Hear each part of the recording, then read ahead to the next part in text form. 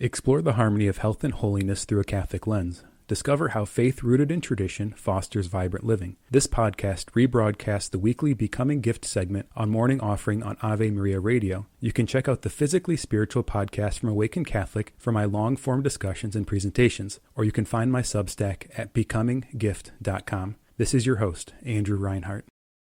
This relationship between faith and reason is often presented in our society as like these contra ideas. They're at war and people sort of make up these historical myths about how the church is anti-science or anti-reason. Right. This is what Pope St. John Paul II said in his encyclical Fides et Ratio, which is literally faith and reason. Right. It says, faith and reason are like two wings on which the human spirit rises to the contemplation of truth. And God has placed in the human heart a desire to know the truth, in a word, to know himself. Mm-hmm. This idea of the two wings, this obviously beautiful image of, such a pope who was a poet in his own right. Yeah. But this idea, it's really a modern misunderstanding that faith and reason are at odds. Yes. It really kind of comes out of an early modernity that doesn't really represent Christendom. Mm-hmm. There's, I think, two extremes in our society that typify this. One would be a kind of leap of faith idea, right? That, to believe you just sort of have to jump off a cliff. Right, yeah. But the Catholic idea, faith is always reasonable, meaning that faith builds on reason, faith uses our reason. And, this might be typified by certain Christian denominations that literally refuse medical care. True. Because they believe they just need to completely trust in the Lord with their health, and so they shouldn't go to the hospital or take medicine or something like that. There's another extreme that reduces reason in a similar way called scientism. Right. And this is really the reduction or truncation of reason to be just what's measurable, just what sort of what the scientific method might test. But in both cases, in both of these extremes, it's really taking something broad and inclusive and making it something narrow and inclusive.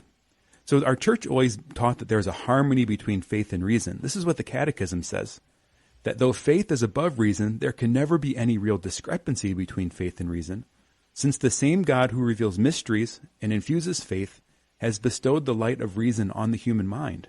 God cannot deny himself, nor can truth ever contradict truth. Right. So in this idea of reason, we have to make it broader. It's not just science. It's, even things like poetry and literature and, these sort of stories that point to deeper realities. All this is part of reason, part of the university, part of our classical studies. Yeah. But also faith is bigger than just belief in God. Day to day, we are all constantly operating on a kind of natural faith. Just driving. Right. Driving wouldn't be possible without faith. Mm-hmm. You have faith that those other drivers are going to stay in their lane, that they're going to stop at the stop sign, that they're going to follow the rules of the road. And we're constantly sort of operating on this natural faith. Faith that people love us, faith that what's behind the wall isn't going to kill us. Mm. Right? Just faith is just an ordinary part of the operation of the mind. Yep, it is. Now, we, of course, believe as Catholics we have supernatural faith, that we receive this theological virtue that makes our mind sort of divinized. It makes us see reality how God would see it and gives it as an experience of something that's beyond our reason's capacity.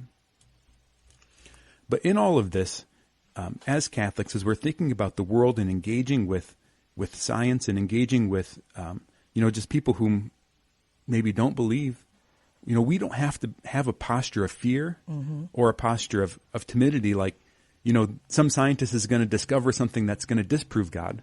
Like the famous cosmonaut that went into orbit and said, I don't see God up here. Right. It's just silly. Yeah. It's just silly. Or the famous atheist who called God the flying spaghetti monster. Right. This is just silliness in our faith. Yeah. So we don't have to be afraid of what science might discover, and just know that all of this can be brought up into our faith if it is true and if it is good. Yeah. There are two things, Andrew, I want to just give to you and see what you do with this. But one is kind of the movement away from classical education to STEM, which is all very technology sciencey. And the other is without reason, faith can turn into cults. Amen. So, is that shift into like STEM, which is the big thing nowadays, is that part of that modernity, that movement away from a deeper understanding? It definitely is. These themes of modernity, things like the fact that creation is sort of neutral, that nature is neutral, and so we can just sort of use it as we want, right? So that the way to sort of make progress is to generate more power in order to manipulate this sort of neutral stuff that's out there. And that's the kind of idea that we're going to save ourselves through scientific progress. We're going to sort of master the natural world in order to make of it what we want. But I think history is evidence enough to say the problem is really the human heart. Yeah. Right? If we can't use things well, more doesn't solve anything. If we can't use things well, more doesn't solve anything. Yeah. Right? So this sort of progress in STEM, in engineering and technology, and our ability to sort of master nature, right? Without virtue, we're just going to create more problems. Exactly. So this is where all of our scientific pursuits need to be grounded in philosophy, but also in the humanities. Right. This is why they all receive PhDs, philosophical doctorates. Right. Because all these fields were guided and grounded in philosophy as its guiding principles in order that we could actually use this power well in order to improve what's been given to us. As one philosopher said to me, it depends on what philosophy you're working from. Amen. Amen. And this is the beauty of why faith and reason are so important for one another. Yes. Because we need theology to take our philosophy to the next level, to direct it and guide it. You know, there's a science above philosophy, and that's the study of God. So by seeking the Lord, right, it brings everything else beneath it within order. Yeah. And we've flipped it on its head. Right? We have the most basic kind of things at the bottom of the pyramid driving the whole bus. And what you see then is everything sort of falls apart in the wake. Yeah. And go ahead. Oh, I just want to say real quickly, Andrew, you know, we're called to have an answer for the hope that lies within us, right? And this becomes a little more complicated, but the fact is we get attacked on this level over and over and over again as Catholics as being anti-science and all that. What is the 30-second, and then we really have to have it, that 30-second first initial response to that attack? You know, I think one is the example of our life, right? If we're living a life that's fully reasonable, that we're integrating insights from the best of science into our life, that we're living the example of it. But I think also from a more intellectual side, Bishop Barron hit the nail on the head when he did the Catholicism series, because he went forward with that series making the claim that we need to start telling our story. Yep.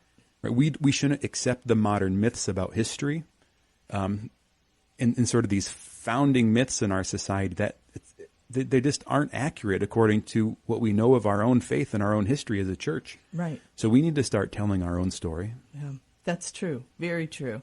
And I think that, you know, St. John Paul, that, you know, two wings of a bird, right? I mean, I always tell my students, if you don't have one of those, you're just flying in circles. You know, and I think that's so true, right? I mean, but it is, people have a hard time seeing those two exist together. They do. And it's a tricky thing. You know, we're not walking into clear-cut answers all the time. So you have to be willing to continue to strive and seek and move toward the Lord. And that's really the journey. Thank you for listening to Becoming Gift. You can catch the show live every Wednesday at 8 a.m. Eastern on Ave Maria Radio.